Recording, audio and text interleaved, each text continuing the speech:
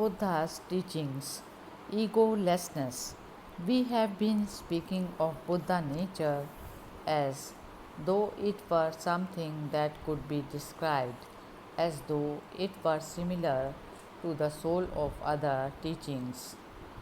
But it is not. The concept of an ego personality is something that has been imagined by a discriminating mind, which first grasped it and then become attached to it, but which must abandon it. On the contrary, Buddha nature is something indescribable that must first be discovered. In one sense, it resembles an ego personality, but it is not the ego in the sense of I am or mine. To believe in the existence of an ego is an erroneous belief that supposes the existence of non existence. To deny Buddha nature is wrong, for it supposes that existence is non existence. This can be explained in a parable. A mother took her sick child to a doctor. The doctor gave the child medicine and instructed the mother not to nurse the child until the medicine was digested. The mother anointed her breast with something bitter so that the child would keep away from her of his own volition. After the medicine had time enough to be digested, the mother cleansed her breast and let the child suck her. The mother took this method of saving her child out of kindness because she loved the child. Like the mother in a parable, Buddha, in order to remove misunderstanding and to break up attachments to an ego personality, denies the existence of an ego. And when the misunderstanding and attachments are done away with, then he explains the reality of the true mind, that is the Buddha nature. Attachment to an ego personality leads people into delusions, but faith in their Buddha nature leads them to enlightenment. It is like the woman in a story to whom a chest was bequeathed.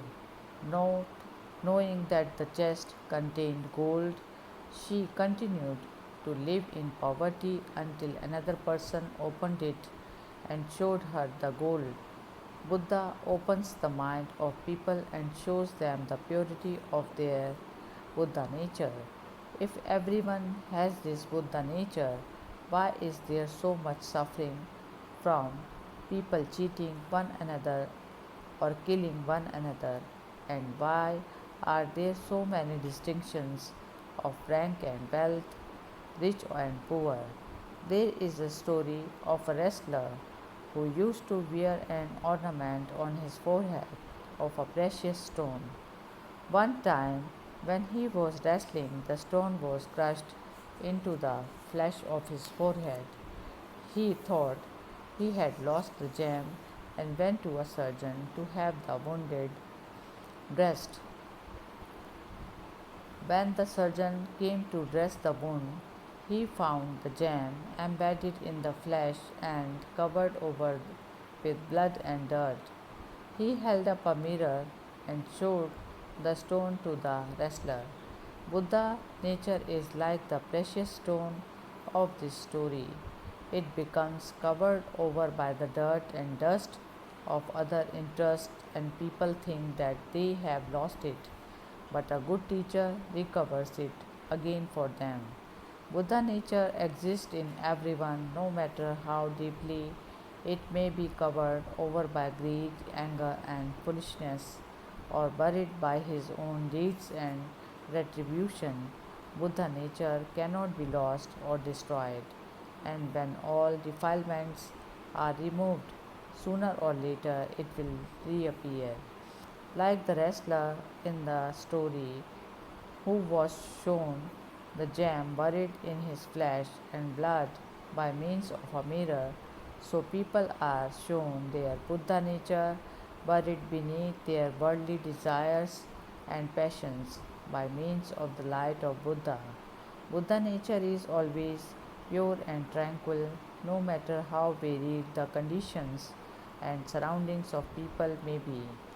Just as milk is always white regardless of the color of the cow's hide, either red, white, or black, so it doesn't matter how differently their deeds may condition people's life or what different effects may follow their acts and thoughts.